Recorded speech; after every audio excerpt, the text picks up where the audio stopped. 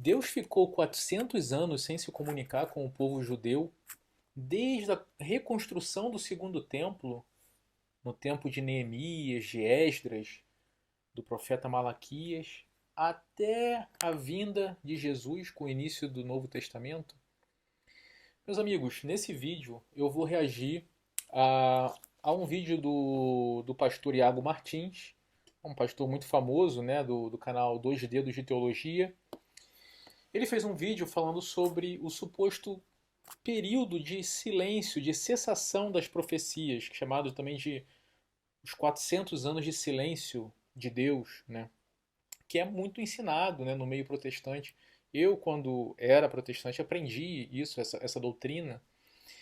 E esse meu vídeo vai ser para refutar, né, essa informação. Eu vou trazer muita informação aqui para vocês. Vamos falar sobre, obviamente, sobre a Bíblia, os argumentos bíblicos para contradizer essa ideia, mas vamos usar também os próprios argumentos no Talmud, na Mishnah, nos documentos judaicos que ele utiliza, e depois vamos para os patrísticos, né?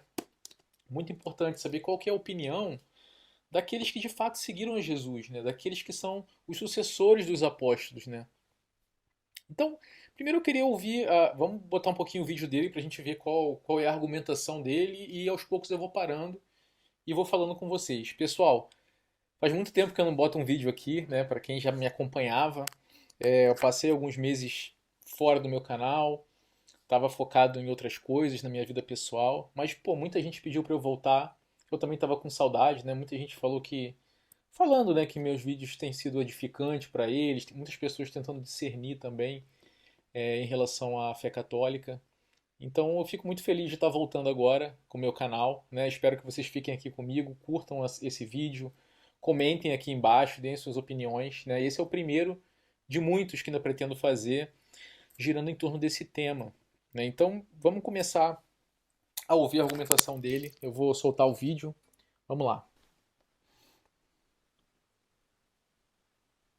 Superficial. São os 430 anos de silêncio profético. Durante esse período, Deus calou a sua revelação, a sua profecia. É um tempo em que Deus não escreveu nada novo, nenhum texto novo foi inspirado e adicionado ao cânon dos judeus, em que nenhum profeta novo surgiu com mensagens inspiradas da parte de Deus. É por isso que esses 400 anos de silêncio profético é um problema para católicos e para pentecostais. É um problema para os católicos romanos, porque para aceitarem os textos escritos do período intertestamentário, que são os textos que eles consideram parte do segundo cânon, ou os deuterocanônicos, eles têm que considerar que houve revelação canônica nesse período dos 430 anos de silêncio profético. Então, pessoal, só para vocês verem, né, a principal razão, né, de eu estar respondendo esse vídeo, e na verdade a principal razão pela qual os protestantes aderiram, né, a essa ideia desse silêncio profético, é a rejeição dos livros chamados deuterocanônicos, né? E ele até colocou aqui a lista, eu vou voltar um pouquinho, fica bom para a gente ver. São os 7 livros, né, do Velho Testamento que nós católicos aceitamos como livros canônicos, e que os protestantes, por sua vez, excluíram da lista dos livros canônicos, né? E uma das razões que eles utilizam justamente é essa doutrina, né, de que Deus teria cessado, né, a sua comunicação com os homens, a sua revelação, durante esse período de 400 anos, né? Então, eu queria mostrar para vocês qual que é a fundamentação, né? De onde que eles tiram essa ideia dos 400 anos, né?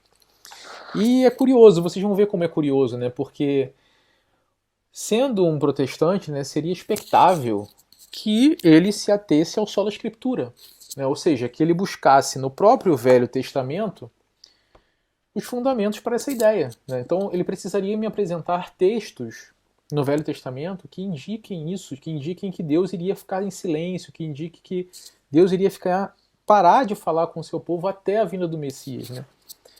Acontece que é muito difícil encontrar um texto assim no Velho Testamento, né? Porque não há, né? Então, vamos ver qual que é a fonte da argumentação dele. Eu vou soltar o vídeo agora um pouquinho mais para frente, porque ele vai falar um pouco dos pentecostais aqui.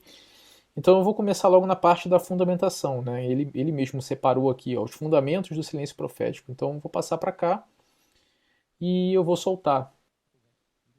Então vamos lá, o que são esses 430 anos? Tradicionalmente, as pessoas têm entendido que entre o término da revelação do texto do Antigo Testamento e o início da revelação do Novo Testamento, houve um intervalo de aproximadamente 400 anos em que Deus não levantou profetas em Israel, em um período sem nova revelação profética e sem registros de atos sobrenaturais ou milagres vistosos. Nesse período, nenhum documento novo foi escrito para o cânon do Antigo Testamento. Esse silêncio profético parece ter indicado uma pausa no ofício revelacional de Deus com o seu povo, onde não havia mensagens diretas ou sinais divinos extraordinários mais. De onde é que vem essa ideia? É uma invenção de cessacionista? É uma invenção de protestante que é contra os católicos? Não, não. É uma percepção que era muito comum dentro do judaísmo, no modo como o judaísmo interpretava o Antigo Testamento. E interpretava a continuidade do processo revelacional. O cânon dos judeus é um cânon fechado. Os judeus não acreditam que há um novo cânon. Então, as interpretações primitivas acerca desse período eram interpretações de silêncio profético. O Talmud babilônico, que é uma das principais obras do judaísmo rabínico, uma vasta coleção de textos judaicos, que data ali do século 3 e 4 depois de Cristo, vai argumentar que depois da revelação do Antigo Testamento, a gente não tinha revelações novas. No tratado Sotá, nós lemos o seguinte: como os sábios ensinaram em Obaraita, desde o momento em que Ageu, Zacarias e Malaquias morreram, o Espírito Divino partiu do povo judeu, pois esses três foram considerados os últimos profetas. E mesmo depois que o Urim Vetumim deixou de existir, eles ainda fariam uso de uma voz divina para receber instruções do alto, mesmo depois desse tempo. A mesma ideia.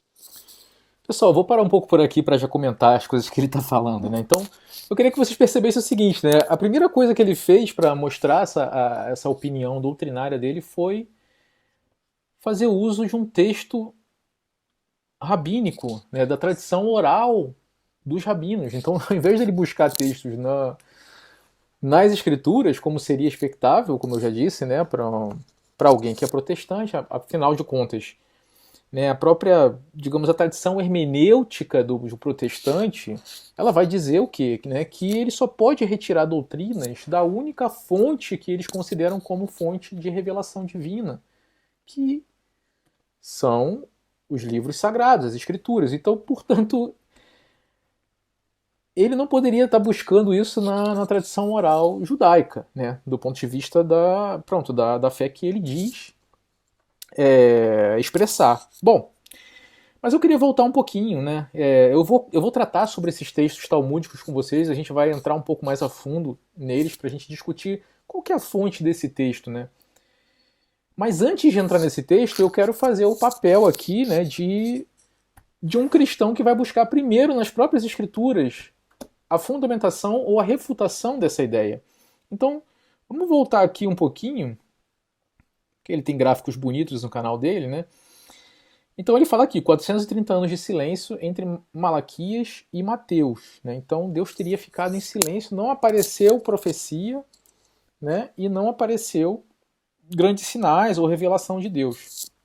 Então a primeira refutação que eu faria disso é mostrando na própria Bíblia elementos que refutam essa ideia. Então, para começar, vamos para o livro de Lucas, no capítulo 2 do livro de Lucas, nós vamos encontrar que existiam profetas em Israel quando Jesus nasceu.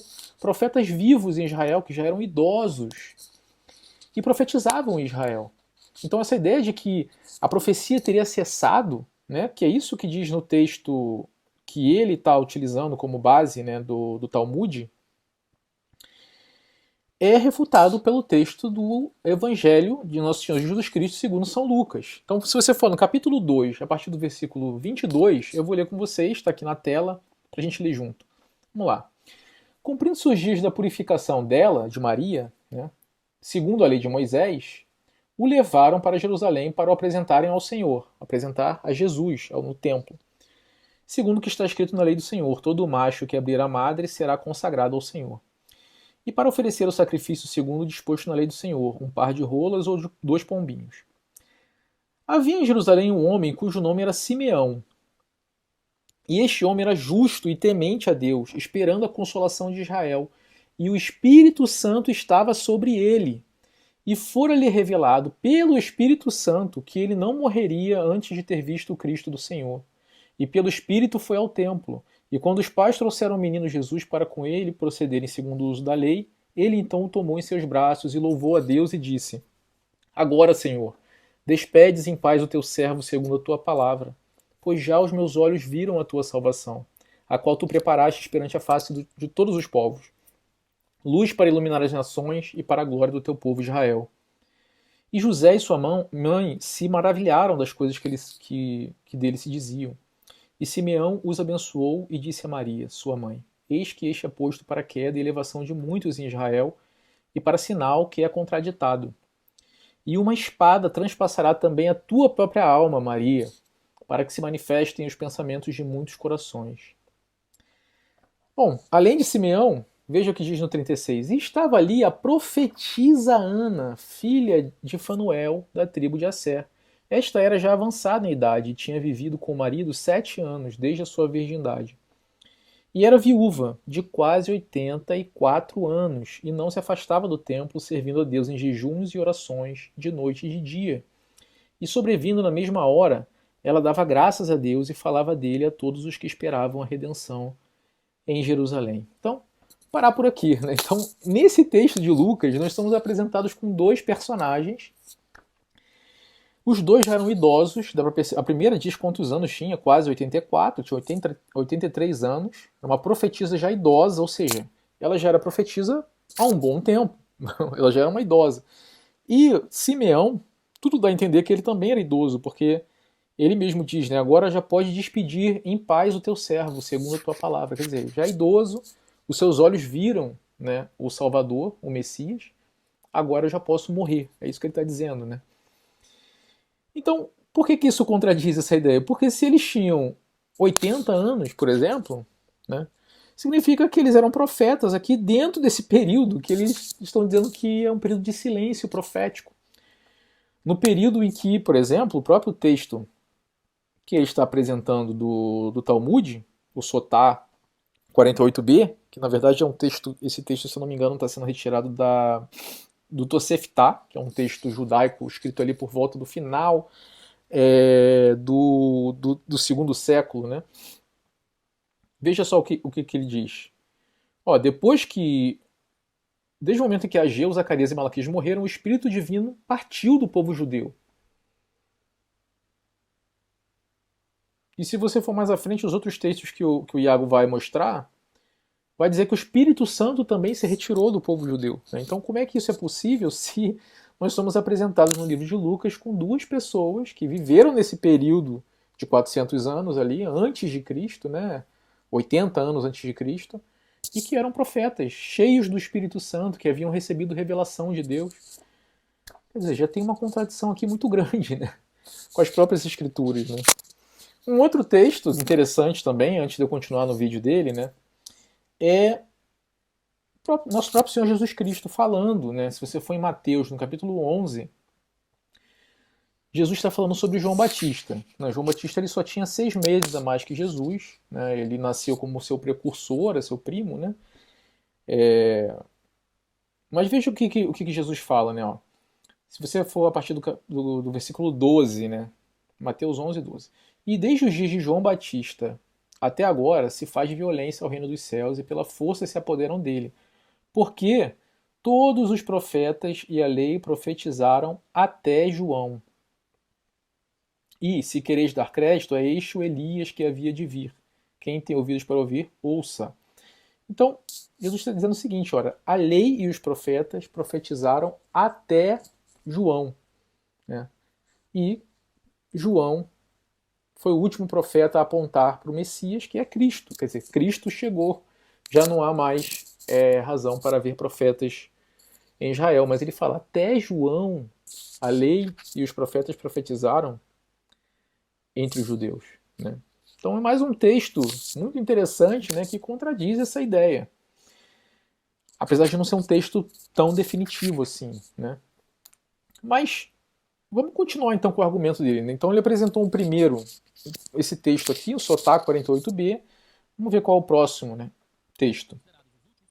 E mesmo depois que o Urim Vetumim deixou de existir, eles ainda fariam uso de uma voz divina para receber instruções do alto, mesmo depois desse tempo. A mesma ideia surge aqui num outro tratado, chamado Tosefta, que é uma coleção de ensinos rabínicos paralela à Mishnah, que foi composto no período tanaítico, entre o século I e o século III d.C., onde diz o seguinte: desde o momento em que os últimos profetas, Shagai, Zacarias e Malaquias morreram, o Espírito Santo deixou de existir entre Israel. E, no entanto, eles se valeriam da voz divina. Aconteceu que os sábios entraram na Câmara Superior de Ben-Guria, em Jericó, e uma voz divina foi emitida. E ela disse a eles: há um homem aqui entre vocês que é digno do Espírito Santo, só que sua geração não o merece. Olha só, esses... Então, só um detalhe aqui, né? Ele está citando aqui o Tosefta, que é um texto de fato escrito, ele foi compilado, né, lá por mais ou menos em torno do ano 190, ano 200, né, depois de Cristo. Né? Então nós estamos falando de textos que foram escritos depois da vinda do nosso Senhor Jesus Cristo. Primeiro ponto. Segundo ponto, nós vemos que nesse texto aqui, que é muito parecido com o primeiro, ele está dizendo que depois do profeta Malaquias, Zacarias e Ageu, o Espírito Santo deixou de existir entre Israel, né? Sendo que eu acabei de mostrar para vocês um texto em Lucas, né, em que, por exemplo, Simeão diz que ele era cheio do Espírito Santo, né, e que havia recebido revelação por parte de Deus de que ele veria o Messias antes da sua morte. E a profetisa Ana também, o que contradiz essa ideia, né? Mas a pergunta que não quer calar é, tá, tudo bem, tem esses textos judaicos aqui, mas a questão é, primeiro, quando esses textos foram escritos, porque o Iago ele dá a entender, ele deixa entender como se esses textos fossem antes de Cristo e expressassem opiniões teológicas que eram corriqueiras no tempo mesmo de Jesus, né? Mas será que é assim, né? Qual que é a fonte desses textos? Quem o escreveu, né? Quais são as opiniões teológicas que estão sendo expressas aqui nesses textos, né? E em que altura eles foram escritos e em que contexto? Todas essas coisas são importantíssimas para você saber se você deve dar ou não ouvidos a essa opinião teológica, né? E, além disso, se esses textos foram escritos no ano 200, mais ou menos, eu posso te garantir que existiam vários autores cristãos que eram discípulos dos apóstolos ou discípulos de seus discípulos, mais ou menos pelo ano 200. Você já está falando de discípulos, terceira, quarta geração depois dos apóstolos, e que também estavam falando muitas coisas, muitas opiniões teológicas que receberam dos apóstolos, e eles sim receberam, por parte do nosso Senhor Jesus Cristo, a promessa de que o Espírito Santo os guiaria em toda a verdade, né? Então será que não seria interessante ouvir o que os pais da igreja têm a dizer? Os padres da igreja, aqueles que criam em Jesus Cristo, que foram mártires por Jesus Cristo, ao invés de ouvir a opinião dos rabinos, que são os descendentes religiosos dos fariseus que negaram a Jesus. Porque muitos fariseus creram em Jesus. Nós vemos esse testemunho até mesmo na própria Bíblia. Muitos judeus creram em Jesus, né? Eu quero ouvir a opinião dos judeus que creram em Cristo e não daqueles que não creram. A Mishnah, a Tosefta e todos os outros textos posteriores do Talmud expressam as opiniões teológicas daqueles judeus que não creram em Jesus. E mais do que isso, e é isso que eu vou discutir com vocês aqui, entrar um pouquinho nessa seara aqui. Mais do que simplesmente não creram em Jesus, eles estavam numa situação de embate teológico com os judeus cristãos, quando eles escreveram esses textos. Quando eles decidiram a respeito do cânon que eles iriam adotar, de quais livros eram sagrados, quais não eram. Eles estavam num contexto de embate teológico com os judeus que creram em Jesus. E isso é muito importante, a gente tem que levar isso em consideração, e eu vou provar isso aqui para vocês, mostrando os textos dos próprios judeus, para vocês verem qual a opinião que vocês querem ouvir, né? Então vamos mostrar os textos do Talmud agora, e depois mostrar os textos dos padres da igreja, o que eles disseram sobre esse período de 400 anos, que vai ali desde a reconstrução do templo até o tempo de Jesus. O que os padres da igreja disseram sobre esse período? Vamos ver devagar. Então, vamos deixar o Iago falar mais um pouquinho, mostrar os textos do Talmud, e depois eu vou colocar aqui algumas informações para vocês. Então vamos lá.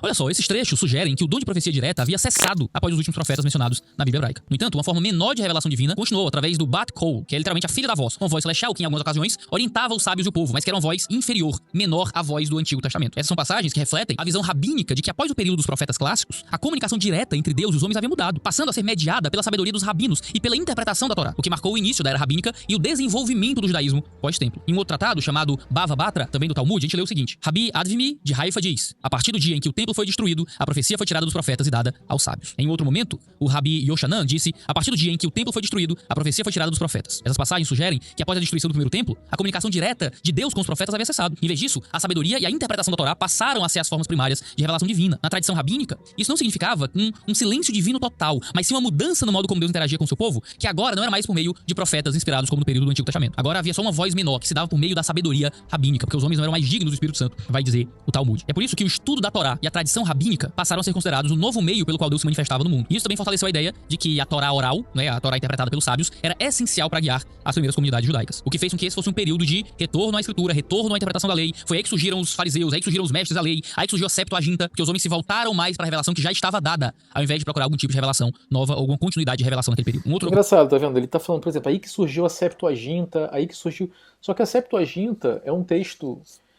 A Septuaginta, para quem não sabe, né, é a tradução para o grego dos textos do Velho Testamento, que inclui os deuterocanônicos, esses livros que ele não aceita.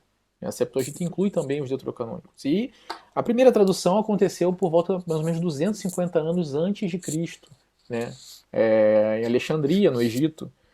Então os textos da Bíblia foram traduzidos para o grego, esses textos se espalharam ali por toda aquela região ali da Ásia Menor, do Levante, ali onde está a Palestina, hoje em dia a Síria, o próprio Egito. E acabou que esse texto em grego passou a ser até mais utilizado do que o texto em hebraico pelos próprios judeus, que já estavam muito helenizados, viviam fora da Judéia. E hoje em dia, com as descobertas arqueológicas, nós sabemos que mesmo na própria Judéia, ali na própria Jerusalém, o texto em grego da Septuaginta também era muito utilizado. Já foram encontrados vários fragmentos de texto em grego, por exemplo, nos próprios pergaminhos do Mar Morto. Então, essa ideia de que, por exemplo, em Jerusalém se usava o texto hebraico e fora de Jerusalém que usava o grego também já mudou. Hoje em dia todo acadêmico sabe, né, que o texto em grego ele era muito espalhado. Só que o que eu quero dizer é o seguinte, é que o Iago ele dá a entender que, por exemplo, esses textos que ele mostrou para você agora refletem as opiniões dos fariseus antes do tempo de Jesus. Mas isso não faz sentido. Quer dizer, você não tem embasamento para dizer isso. Por exemplo, e nós como cristãos, muito menos deveríamos seguir essa opinião. Né? Porque, por exemplo, vamos mostrar esse próprio texto que ele está usando como exemplo. Veja, eu estou abrindo aqui no site da Cefaria, que é um site judaico, onde você encontra todos os textos do Talmud, o que você quiser. Tem muito conteúdo aqui. E um dos textos que ele citou, né, na Tosefta Sotá 13, né, em que ele diz que depois dos profetas, está em inglês, mas dá para vocês entenderem, né, depois dos profetas Ageu, Zacarias e Malaquias, né, o Espírito Santo deixou de existir entre Israel. Né, ele está dizendo aqui, né? Só que ele não leu tudo, mas se você ler, no finalzinho ele falou assim, né? Tem um homem entre vocês que é digno do Espírito Santo, mas essa geração não merece.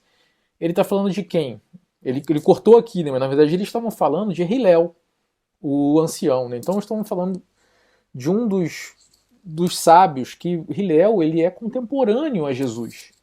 Né? O Hilel é um dos dois, né? Shammai e Hilel eram os dois que faziam as duas grandes escolas farisaicas do tempo de Cristo. Né?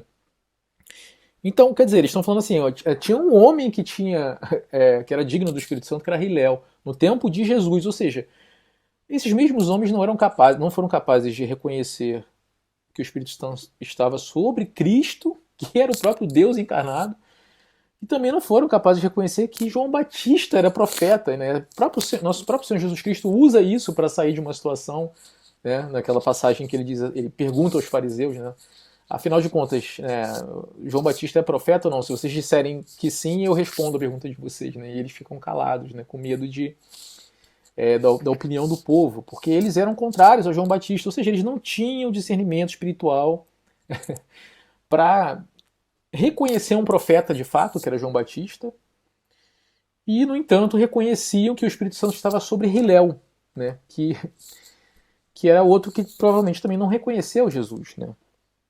Bom, mas o que eu quero mostrar para vocês aqui primeiro, né, que ele está misturando, o Iago Martins ele mistura tudo, ele pega esses textos da Tosefta, da Mishnah, que são textos escritos no ano 200, ou pelo menos compilados no ano 200, mas que foram escritos mais ou menos na metade do segundo século, por volta do ano 130, até mais ou menos os anos 200, que é a Mishnah e a Tosefta, esses dois textos foram escritos nesse período, e quer nos fazer convencer que essa já era uma opinião formada antes do tempo de Jesus, pelos grupos judaicos que viviam ali. Primeiro que não existiam só fariseus, existiam vários grupos judaicos diferentes, né, que tinham opiniões teológicas diferentes. E também os fariseus que existiam no tempo de Jesus não tinham necessariamente a mesma opinião teológica que a gente encontra nesses textos, né? E como é que a gente sabe disso? Bom, por quê? Porque a Mishnah e a Tosefta, ela depende muito fortemente da opinião teológica, principalmente de um rabino em particular, que é o Rabi Akiva, e de seus discípulos, Rabi Meir, Rabi Yehuda e vários outros rabinos, 5, 6, que todos eles eram discípulos do Rabi Akiva. Então, é uma escola de pensamento teológica que surgiu na famosa cidade de Jâmnia, que depois falaram do concílio de Jâmnia, que não existiu um concílio de Jâmnia. O que existia era uma escola rabínica que foi presidida, né, por um rabi muito importante, que foi o Rabi Akiva, e que ele e seus discípulos imprimiram fortemente as suas opiniões na formação desses textos de tradição oral judaica. E que depois foram formar o Talmud, né? Formaram a Mishnah, a Tosefta, e depois o Talmud são comentários em cima desses textos, né? E foi nesse contexto também que eles definiram a exclusão dos livros deuterocanônicos dos livros que eles consideravam sagrados. Né? Porque no tempo da Septuaginta, obviamente esses textos eram considerados sagrados. Tanto é que eles faziam parte da Septuaginta, ou seja, dos livros em grego que circulavam na Judéia e em toda a geografia onde haviam judeus. Esses livros foram citados amplamente por Jesus e pelos apóstolos. Eu vou mostrar aqui para vocês.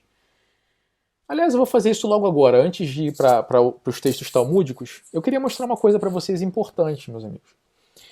Jesus e os apóstolos, tanto nos evangelhos como nos demais livros do Novo Testamento, eles citaram muitas vezes os livros deuterocanônicos, esses 7 que foram escritos nesse período de silêncio, entre aspas.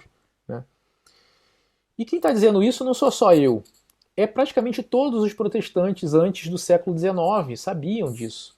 Em parte, é por isso que os livros judaicos escritos nesse período não são considerados inspirados e canônicos pelos judeus. E por isso, os protestantes que interpretam, como disse Paulo, que o cânon vem dos judeus, que a lei vem dos judeus, que o texto do Antigo Testamento vem dos judeus, por isso nós não seguimos a literatura do Segundo Templo como se fosse uma literatura canônica. Judeus não creram nisso, judeus interpretaram esse período como um período de cessação de revelação, e é a eles que foi dado o Antigo Testamento. É deles que vem o Antigo Testamento. Paulo fala isso com clareza em Romanos capítulo 9. É deles que vem as alianças, é deles que vem a revelação da lei. Então como é que a gente vai aceitar como um texto que revela a palavra de Deus no Antigo Testamento, que foi rejeitado? Como é que nós vamos aceitar textos como inspirados e canônicos, revelando a palavra de Deus no Antigo Testamento, se os judeus, que foram quem receberam o Antigo Testamento, não aceitam esses textos? Por isso que cristãos protestantes também não aceitam esses documentos. Eles entendem, nós entendemos que esse era um período de silêncio profético. Os católicos romanos aceitam esses livros, os chamam de deuterocanônicos, mas nós discordamos e os chamamos de apócrifos. Então eu vou mostrar para vocês aqui uma prova disso. Olha só o que eu vou abrir para vocês. Isso daqui, meus amigos, é uma página da Bíblia King James, que é uma Bíblia protestante, né? A Bíblia mais reverenciada, por exemplo, pelos batistas americanos, né? Que é o King James Bible Christian, né? Born Again Christian, né? Como eles falam, né? É um cristão nascido de novo e que só confia na King James Bible, né? Isso daqui é uma página da King James mais do século XVII, de 1661, se eu não me engano, essa Bíblia aqui. Se você olhar, existe uma seção aqui chamada de Apócrifa, que é como eles passaram a chamar os livros deuterocanônicos, mas eles estavam na Bíblia. Eles só estavam numa seção separada no final do Velho Testamento, entre o Velho e o Novo. Toda a Bíblia protestante tinha esses livros ali, nessa seção chamada Apócrifa, até o século XIX. Então, se você pegar toda a Bíblia protestante anterior ao século XIX, você vai encontrar esses livros lá. Ainda que separados como Apócrifa. Ok? Ele só parou de ser impresso na Bíblia no século XIX por uma questão financeira das casas publicadoras daquela época.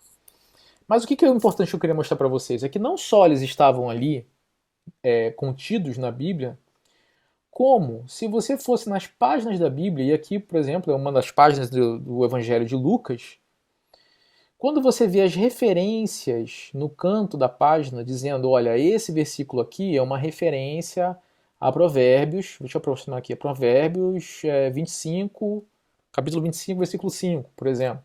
Né?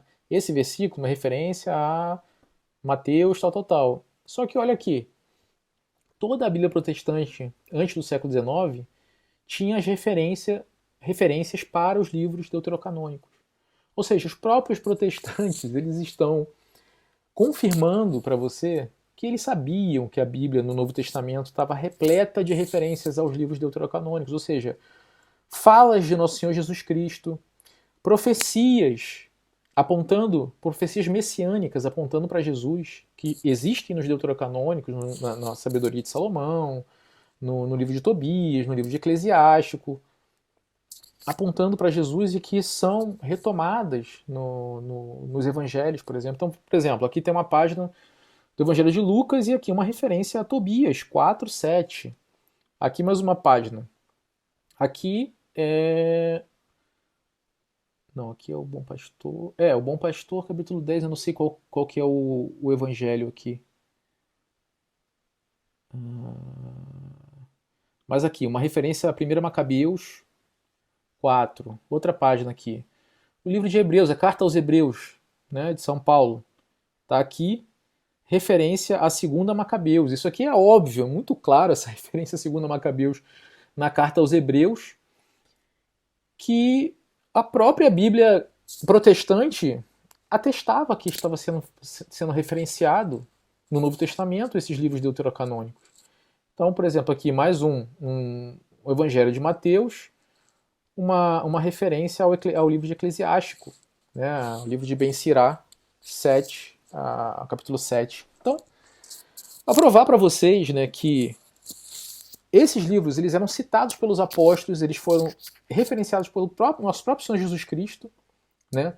Ou seja, eles liam a Septuaginta, todas as referências, quase todas as referências bíblicas do Novo Testamento são retiradas da Septuaginta, ou seja, ela tem a gramática da Septuaginta, o que prova que os apóstolos usavam a Septuaginta, que é o texto em grego que continham esses livros deuterocanônicos e o tratavam como livros sagrados. Né? Mas esse vídeo não é uma discussão especificamente sobre os deuterocanônicos, não vou entrar em muito detalhe aqui.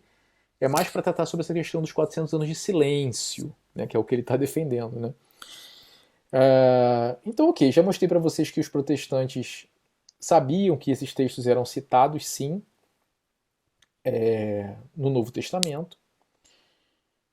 Mas agora eu quero voltar para a questão do Talmud com vocês, meus amigos. E vamos discutir um pouco sobre o Talmud aqui, sobre a Mishnah e a Tosefta, e sobre esses textos que ele está utilizando aqui como fundamentação da ideia dos 400 anos de silêncio. Será que a gente deve ouvir a opinião teológica desses rabinos? Vamos fazer aqui, vou mostrar alguns textos para vocês entenderem em que contexto essas opiniões teológicas foram formadas, né? Então, eu vou mostrar para vocês, o texto que ele citou é a Tosefta Sotá 13. Eu vou mostrar para vocês agora um outro texto que está na Tosefta também, nesse mesmo compilado de textos, só que em outro tratado, que é o Idaim, é um tratado que fala sobre a purificação das mãos, aqui no capítulo 2. E eu queria ler com vocês esse trechinho aqui, que é muito interessante, porque nesse trecho aqui, eles definem quais os livros esses rabinos, que é o rabino Akiva, o rabino Meir e os seus discípulos, o Meir, o Yehuda, deixa eu ver os outros aqui, o Shimon Bar Yochai, Yossi, que são os discípulos do Rabi Akiva. Então, eles juntos, né, eles estão definindo quais os livros que são sagrados e quais não são. Nesse trecho aqui. Então, eu vou mostrar para vocês o que eles estão falando aqui. Bom, basicamente, eles estão dizendo o seguinte, né? Se você tocar num texto que é sagrado, na visão rabínica deles, você tinha que depois purificar suas mãos, lavar as mãos ritualisticamente, né? Porque a sua mão foi contaminada, digamos assim, pelo sagrado. Então, eles começam a falar aqui atrás, eles estão falando as opiniões deles, Rabi Shimon ben Yehuda, que é um dos discípulos do Rabi Akiva, está dando a opinião dele, né? Se você tocar em um texto, né, um scroll, que é um pergaminho, né, que contenha letras da Torá, ou pelo menos 85 letras da Torá, que é o que ele está dizendo aqui, você depois tem que lavar suas mãos porque você tocou num texto sagrado. E ele eles começam a dar exemplos, né? Mas eu quero vir para essa parte aqui que é importante. Então eu vou copiar aqui e vou traduzir para a gente poder ler junto. Você vê se a gente deve ou não levar em consideração a opinião dessas pessoas, né? Vamos ver se vai traduzir. Ok, traduziu. Olha só o que ele está dizendo aqui, ó. Ele está dizendo assim, ó, os fios e as tiras usados para unir as seções de um rolo, mesmo que ele não tenha o direito de tornar essas ligações permanentes, contaminam as mãos. Ou seja, estamos dizendo assim, se você tocar nos fios de um rolo da Torá ou de um livro sagrado, é suficiente para contaminar suas mãos e você tem que lavar. Os recipientes destinados ao armazenamento dos rolos e as fitas usadas para amarrar os rolos e a arca do rolo, sempre que estiverem puros, eles contaminam as mãos, ou seja, eles são santos, são sagrados. As bênçãos, agora o que não é sagrado? Mesmo que contenham as letras do nome de Deus e muitos assuntos da Torá, elas não contaminam as mãos. Então as bênçãos, tem um texto só com bênçãos ali, não é sagrado. O que mais não é sagrado? As margens, que é guilionim, e os pergaminhos dos hereges não contaminam as mãos. Os pergaminhos de Ben Sirá e todos os pergaminhos escritos a partir deste ponto, eles não contaminam as mãos. Então, veja só, meus amigos, aqui eles estão definindo quais os livros são sagrados e quais não são. E ele está dizendo claramente que Ben Sirá, que é um dos deuterocanônicos, então o Ben Sirá não contamina as mãos, então estou dizendo não é sagrado, e todos os que foram escritos depois dele. Né? Então eles estão realmente excluindo os livros deuterocanônicos da sua compreensão de sacralidade. Né? Só que eles estão falando isso no mesmo contexto em que eles estão dizendo que os pergaminhos dos hereges e os guilhonim. O que é guilhonim? É isso que eu quero ver com vocês. Se você ver aqui no guilhonim, tem um ponto de exclamação. Se você um asterisco, desculpa. Se eu aplicar no asterisco, veja só o que fala aqui, ó. Guilhonim, isto é, os escritos dos evangelistas, né? E os pergaminhos dos hereges. Então, no mesmo contexto em que ele está retirando os deuterocanônicos da sacralidade, é o mesmo contexto em que ele está também retirando os evangelhos da sacralidade. Então, só daí já deve surgir, num cristão, já deve... Opa, peraí. Então, quer dizer, no mesmo lugar, no mesmo momento em que eles retiraram os deuterocanônicos, foi o mesmo momento em que eles também colocaram os evangelhos junto com os escritos heréticos. Né? Mas não é só isso, é pior do que isso. Porque eles estão chamando, na verdade, o que está escrito lá é Avon Guilhonim, que é como eles chamavam os evangelhos, os santos evangelhos do nosso Senhor Jesus Cristo. Avon Guilhonim. Mas o que significa Avon Guilhonim? É isso que eu quero mostrar para vocês. Né? Se eu abrir aqui na enciclopédia judaica, Jewish Enciclopédia, ok? Ele vai explicar para a gente aqui, né, que, olha... deixa eu ver aqui.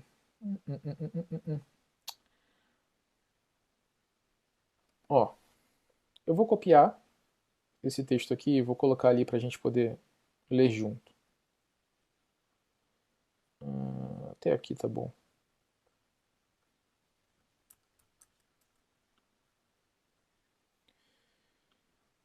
Vocês veem, eles não só estavam excluindo os evangelhos junto com os deuterocanônicos, como também eles estavam zombando dos evangelhos, porque eles chamam... Veja só o que ele diz. Ó, a designação usada, guilhonim, não implicava qualquer zombaria. O Rabi Meir, que floresceu após o ano 135, que é discípulo do Rabi Akiva, como eu já falei, foi o primeiro a brincar, ou zombar com a palavra evangelion, traduzindo como inutilidade, diz pergaminho da inutilidade, que era, se não me engano, Aven Guilhonim. E o Rabi Johanan foi o primeiro a chamar de Avon Guilhonim, que significa pergaminho do pecado. Né? A mesma coisa você vai encontrar aqui nesse outro site, que ele vai dizer claramente isso. Ó, Guilhonim significa evangelho, gospel, e na versão do Shabá tem um texto, então, no próprio Talmud, em que eles explicam isso, né? Que é o Shabá, no capítulo 116a, o Rabi Meir e o Rabi Johanan começaram a chamar satiricamente, veja, satirically, o evangelho de Evangelion, isso é, o pergaminho da falsidade, ou Evangelion, que é o pergaminho do pecado. Isso está aqui, meus amigos. Se você abrir no próprio site da Cefaria, você encontra eles explicando isso. Quer ver? Deixa eu ver, eu acho que está aqui, ó. Vou mostrar para vocês. Olha, Rabi Meir chamava os escritos cristãos, isso está no Talmud, tá? Chamava os escritos cristãos, os evangelhos, de pergaminho da falsidade. E o Rabi Yohanan chamava de pergaminho do pecado. Ou seja, no mesmo texto em que eles estão excluindo os deuterocanônicos, no Tosefta, é o texto em que eles estão excluindo os evangelhos, e não só excluindo, eles estão chamando os evangelhos do nosso Senhor Jesus Cristo de pergaminho pecaminoso, pergaminho do pecado. Mas será que eu devo ouvir a opinião dessas pessoas, desses rabis, para discernir qual é o cânon bíblico? Né? Ou para discernir se houve ou não esse período de silêncio profético? Como é que nós vamos aceitar textos como inspirados e canônicos, revelando a palavra de Deus no Antigo Testamento, se os judeus, que foram quem receberam o Antigo Testamento, não aceitam esses textos? Por isso que cristãos protestantes também não aceitam esses documentos. Eles entendem, nós entendemos que esse era um período de silêncio profético. Os católicos romanos aceitam esses livros, os chamam de deuterocanônicos, mas nós discordamos e os chamamos de apócrifos.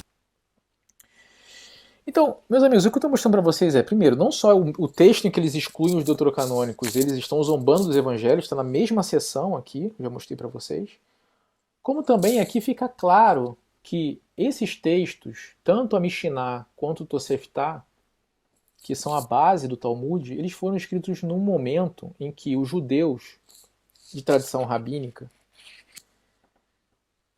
estavam em embate com os cristãos, os judeus cristãos. Porque agora deixa eu falar um pouquinho de história com vocês, para a gente caminhar para o final do vídeo e falar da patrística, né? Mas um pouquinho de história para vocês, né? O Rabi Akiva, né, ele foi quem apontou um revolucionário judeu ali, que era uma espécie de zelote da época dele. Ele apontou esse revolucionário como o Messias. Né? Então apareceu o Bar Kokhba, era chamado de Bar Kokhba. Então se você procurar, você vai... Eu vou fazer depois um vídeo só sobre isso aqui no meu canal, falando sobre a revolta do Bar Kokhba e a ligação da revolta do Bar Kokhba com o desenvolvimento da tradição oral judaica.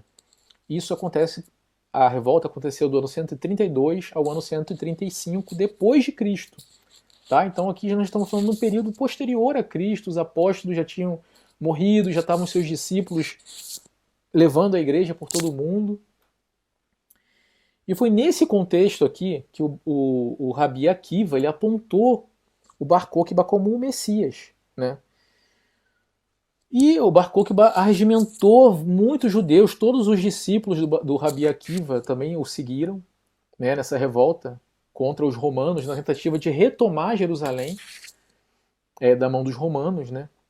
Só que os judeus cristãos não seguiram esse falso Messias, eles sabiam que era um Messias falso. Né? E porque eles seguiam esse Messias falso, eles foram perseguidos, mortos, torturados. E foi nesse contexto de embate, nesse mesmo contexto, que esses textos estavam sendo construídos, que esse pensamento teológico estava sendo construído. Inclusive a aversão aos deuterocanônicos, a ligação aos textos em hebraico somente, né? E veja, a rejeição dos evangelhos, a zombaria com os textos dos cristãos, né? Dos judeus cristãos. E só para mostrar para vocês aqui, depois eu vou fazer um vídeo com mais calma sobre isso, mas só para vocês verem que o que eu estou falando não está fora de ordem, né? Eu vou mostrar alguns textos do próprio Talmud, né? Dizendo isso. Né? Então, primeiro eu quero mostrar esse textinho aqui, que é interessante, ó, que está num texto do Talmud, que é o Sanhedrin 100b, que fala o seguinte, ó, a Mishnah ensina que o Rabi Akiva dizia: aquele que lê literatura externa, né, não terá parte no mundo que há de vir. Né? Então, qualquer um que lesse uma literatura externa a que eles estavam definindo não teria parte no mundo que há de vir. Os sábios diziam na Baraita: Isso era uma referência à leitura de livros heréticos. Rabi Yosef dizia: isso também proibia a leitura do livro de Ben Sirá, por causa do seu conteúdo problemático. Então veja, mais uma vez, né, os livros dos heréticos e o livro de Ben Sirá, que era um dos deuterocanônicos, aparecendo aqui como uma opinião teológica do Rabi Yosef. Né?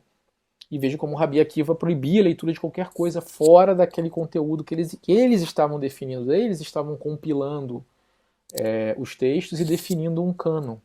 Isso é muito posterior ao tempo de Jesus, não é antes do tempo de Jesus.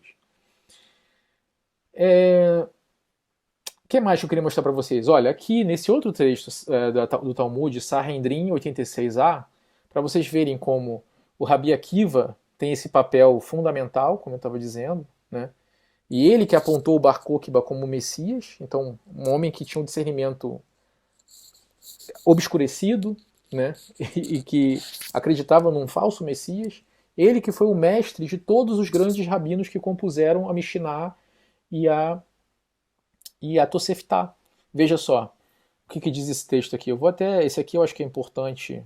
Depois eu vou voltar nisso num texto, num vídeo só falando sobre a revolta de Bar Kokhba e a formação dos textos da tradição oral judaica. Mas veja só o que diz nesse texto aqui do Talmud. Está dizendo só, uma Mishnah sem atribuição está de acordo com a opinião do Rabino Meir. Ou seja, está dizendo o seguinte, quando na Mishnah tem algum texto, algum texto que não diz qual foi o rabino que expressou aquela opinião, está dizendo o seguinte, que quando está sem atribuição na Mishnah, significa que é a opinião do Rabino Meir. Uma baraita sem atribuição na Tosefta está de acordo com a opinião do Rabino Neemia. Ok? Isso está atrapalhando, desculpa gente, espera aí. Ok.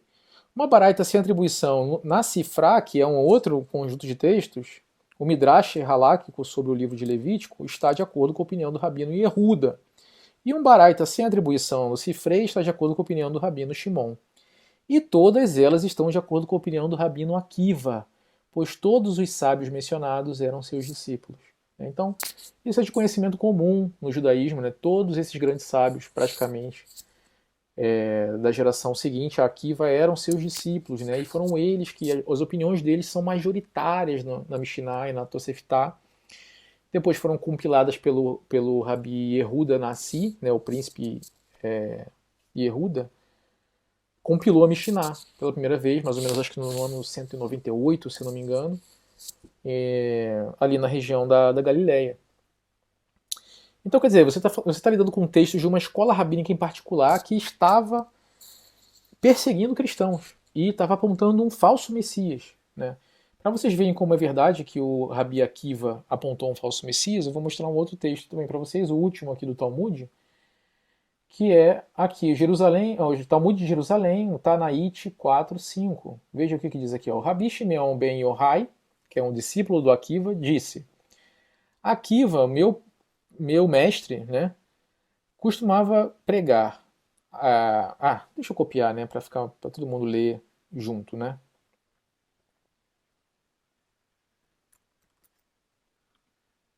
É importante.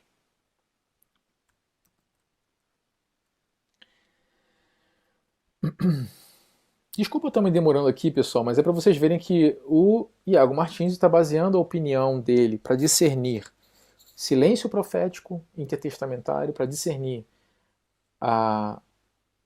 o cânon do Velho Testamento a partir da opinião teológica dessas pessoas aqui. E veja só, o Rabi Shimeon ben Yohai afirmou: Akiba, meu professor, meu mestre, né, costumava pregar que uma estrela surgiu de Jacó. Koziba surgiu de Jacó.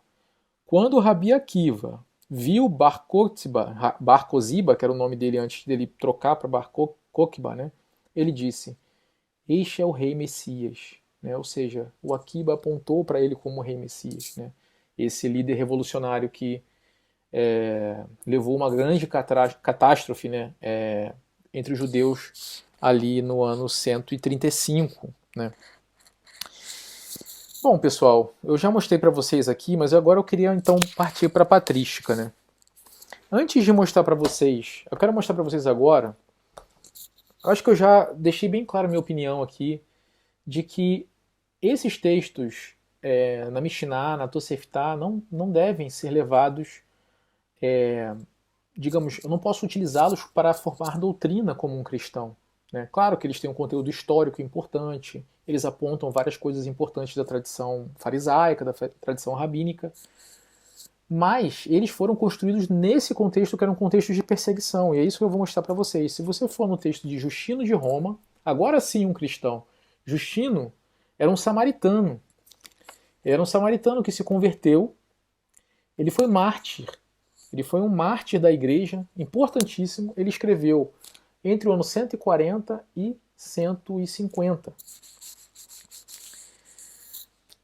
E veja só, no texto, a primeira apologia dele, a apologia é um texto que ele escreveu para o imperador romano para que ele parasse as perseguições contra os cristãos. E veja o que ele fala. Primeira apologia, no capítulo 31. Eu vou botar na tela para você ver junto comigo. Olha só o que ele fala. Ó. Ele fala da própria formação da Septuaginta, nessa parte aqui. E ele fala assim, ó, todavia, como seu conteúdo não podia ser entendido pelos egípcios, Ptolomeu pediu, por meio de uma nova embaixada, que Herodes enviasse homens para verter para a língua grega. Está falando dos textos do Velho Testamento. Ele errou o rei aqui, ele falou o rei Herodes, mas não era Herodes. Tá? Depois disso, os livros permaneceram entre os egípcios até o presente, e os judeus o usam no mundo inteiro. Veja aqui. Justino está dizendo que os judeus usavam a Septuaginta, que é o texto em grego, no mundo inteiro. Estes, os judeus, porém, ao lê-los, não entendem o que está escrito, mas considerando-nos inimigos e adversários, matam-nos, como vós o fazeis, vocês romanos, né? E atormentam-nos sempre que podem fazê-lo, como podeis facilmente verificar.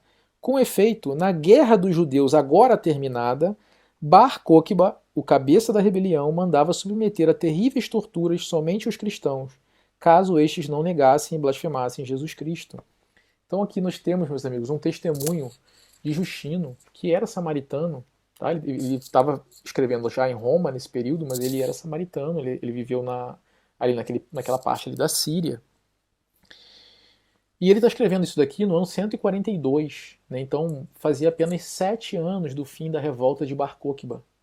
Então é um testemunho muito recente, e ele está dizendo que eles perseguiam e torturavam os cristãos para que negassem a Jesus Cristo. Essa rebelião, ela tinha digamos, uma mente, um profeta maior, que era o Rabino Akiva, que foi o principal mentor, né, dos rabinos que compilaram a Mishnah e a Tosefta. Então, quer dizer, você está falando... E hoje em dia já encontraram textos, né, da revolta de Bar Coquiba nos pergaminhos do Mar Morto, desse mesmo período, né, e existem evidências muito fortes, né, de que, de fato, havia perseguição a um grupo chamado de Galileus. Né? Então, não se sabe, mas existe uma forte probabilidade de que esses galileus eram os cristãos. E eles estavam sendo perseguidos pelos judeus da revolta de Bar Coquiba. Né? Vamos aceitar textos como inspirados e canônicos, revelando a palavra de Deus no Antigo Testamento, se os judeus, que foram quem receberam o Antigo Testamento, não aceitam esses textos. Por isso que cristãos protestantes também não aceitam esses documentos. Eles entendem, nós entendemos que esse era um período de silêncio profético. Ok, pessoal. Então, se eu não devo ouvir esses judeus, quem eu devo ouvir? Por que não os padres da igreja? Né? Aqueles que creram em Jesus, os mártires por Jesus Cristo, como foi Justino. O que Justino fala desse período de 400 anos? Será que Deus ficou em silêncio nesses 400 anos? Eu vou ler para vocês agora um novo texto de Justino, chamado Diálogo com Trifão. Esse texto é importantíssimo, porque Trifão era um judeu. E Justino, ele fez esse embate, né, com Trifão, um embate teológico. E veja só o que ele fala no capítulo 52. Eu vou botar na tela para a gente ler junto. Né?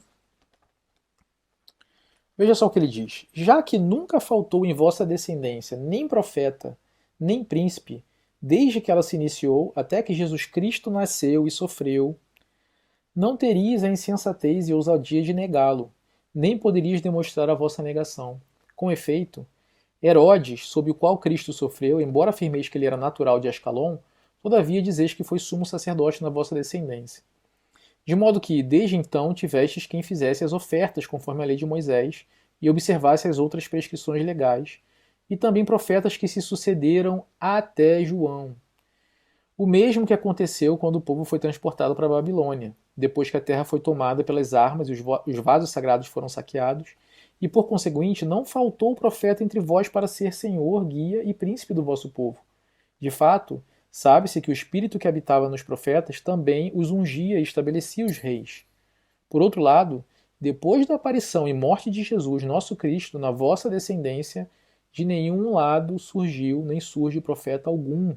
Deixastes até de estar submetido a um rei próprio, e por fim, vossa terra foi devastada e abandonada como guarita no meio da plantação. Então, veja o que Justino, que é um cristão de fato, né, diz. Ele está dizendo que não, eles tiveram profeta, rei e sacerdote. Os judeus tiveram profetas, reis e sacerdotes até a vinda de Jesus Cristo. Com a vinda de Jesus Cristo, cessaram os profetas no meio dos judeus, que não creram em Jesus, cessaram-se os sacerdotes, o templo foi destruído, né? E cessaram-se os reis. Essa é a opinião de um cristão que é contemporâneo a esses rabinos que o Iago Martins está citando. Um outro texto dele, já no capítulo 82, veja só o que ele fala, que interessante também. Entre nós, com efeito, até o presente existem carismas proféticos, de onde vós mesmos deveis compreender que os de antes que existiam em vosso povo passaram para nós. Contudo, da mesma forma que entre os santos profetas que houve entre vós se misturaram também falsos profetas, hoje também entre nós existem muitos falsos mestres. E por aí vai. Ou seja, ele está dizendo claramente, olha, quando Jesus veio, o dom de profecia que existia no povo judeu passou para os cristãos, aqueles que creem em Jesus Cristo, né? Ou seja, ele não fala nada de 400 anos de silêncio entre Malaquias até a vinda de João Batista, né? Está dizendo que houve sempre profetas, reis e sacerdotes, como de fato sempre houve entre os judeus até a vinda de Jesus, quando cessou os judeus. Existem vários outros textos patrísticos, né, que eu poderia mostrar, alegando exatamente essa mesma opinião, também do período muito próximo do de Justino, dentro ainda do segundo, terceiro século. Mas eu queria mostrar um muito definitivo, que é de Santo Atanásio, né, que aqui já está escrevendo por volta do ano 320. Mas por quê? Porque Santo Atanásio ele é definitivo, por exemplo, para a formação do cânon do Novo Testamento. E isso todo protestante há de concordar. Né? Ele tem uma carta dele, se eu não me engano, a carta 89, que é a primeira vez que aparece todos os livros do Novo Testamento, e também do Velho, junto com os deuterocanônicos, né? Mas que aparece todos os livros do Novo Testamento que nós temos até hoje, juntos e sendo atestados como canônicos. Né? E logo depois dele, seguindo a opinião de Santo Atanásio, que era bispo de Alexandria, vieram os concílios, o concílio de Roma, o concílio de Cartago, o concílio em Hipona, que definiram de uma vez por todas o cânon da Bíblia que nós conhecemos, o Novo e o Velho Testamento. Como eu já tenho um vídeo aqui em que eu refuto, né, um vídeo, né, do professor Lucas Gesta, em que eu explico com mais detalhes, né, esses concílios que aconteceram e como o cânon foi formado. Mas agora eu queria mostrar para vocês esse texto de Santo Atanásio, que é maravilhoso, né, e explica de forma maravilhosa a opinião daqueles que de fato seguiram a Jesus, que na minha opinião, é aqueles que nós devemos ouvir. Né? Então, Santo Atanásio, no texto chamado A Encarnação do Verbo, no capítulo 40, que é um capítulo, no capítulo 5, no livro 5, que é chamado Contra os Judeus Incrédulos, que é o nome do capítulo, né? A partir do versículo 40. Veja o que ele fala. Vou botar na tela para vocês acompanharem. Pura invenção dos judeus, portanto, que transferem para o futuro fatos presentes. Quando cessaram em Israel profeta e visão, a não ser quando apareceu o Santo dos Santos, o Cristo. Sinal e marca considerável da presença do Verbo de Deus era não subsistir em Jerusalém, não surgir profeta algum, nem revelação por meio de visão.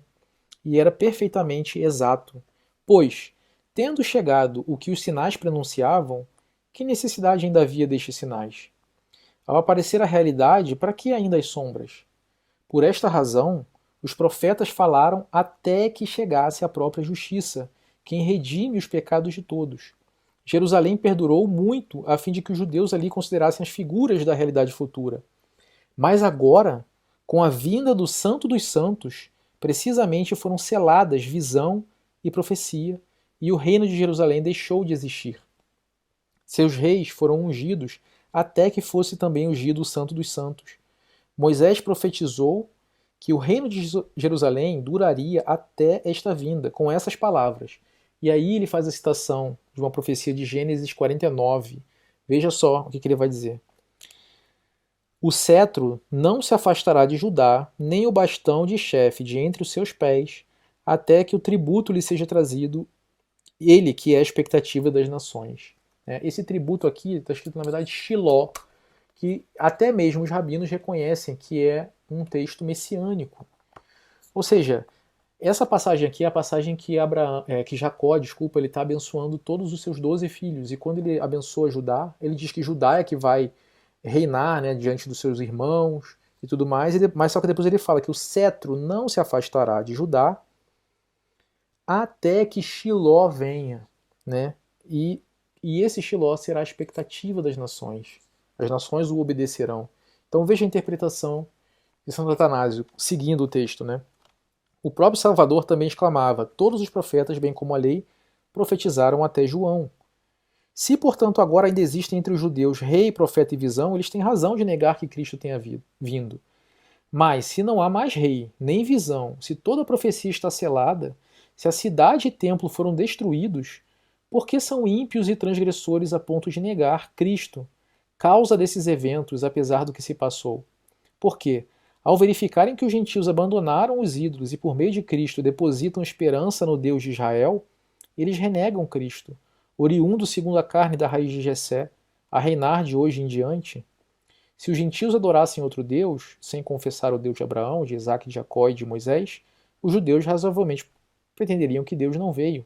Entretanto, se o Deus adorado pelos gentios é idêntico ao que deu a lei a Moisés, fez a promessa a Abraão, cujo verbo os judeus rejeitaram, por que não o reconhecem, ou antes, por que recusam voluntariamente aceitar que o Senhor, pronunciado pela Escritura, resplandeceu na terra inteira e se mostrou presente no corpo?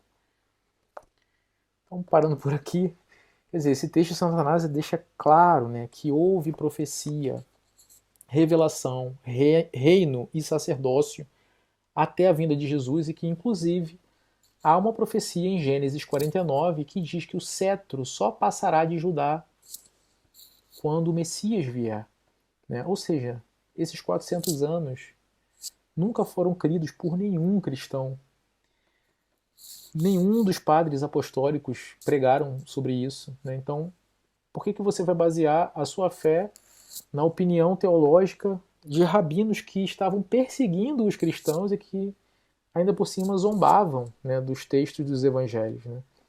Bom, pessoal, eu vou parar por aqui. Né? Eu acho que eu já argumentei bastante, tanto usando as escrituras, né, eu mostro na Bíblia, eu mostrei profetas vivos dentro desse período de 400 anos, mostrei a opinião patrística, pelo menos de dois patrísticos importantes, um contemporâneo a esses rabinos, né, mostrando que havia perseguição aos cristãos por parte desse grupo e mostrando qual que era a opinião dos cristãos de que a profecia só cessou com a vinda de Jesus. Mostrei também Santo Atanásio, que é importantíssimo para a formação do cânon bíblico, e a opinião dele, belíssima, mostrando inclusive a profecia em Gênesis 49, que diz que o cetro só passaria de Judá quando o Messias chegasse, significando não só a realeza, mas também o dom de profecia que passa para as nações.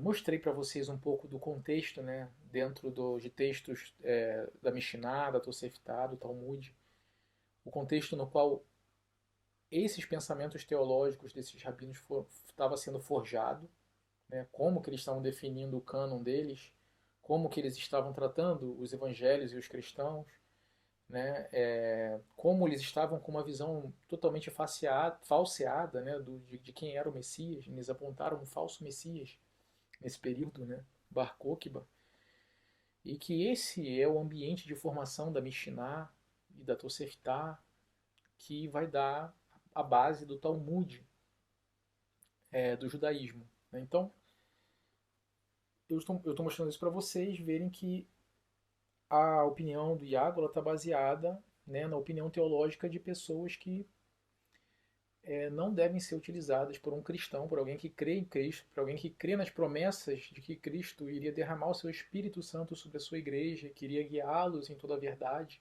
né? E não os rabinos, né? Que negaram Jesus.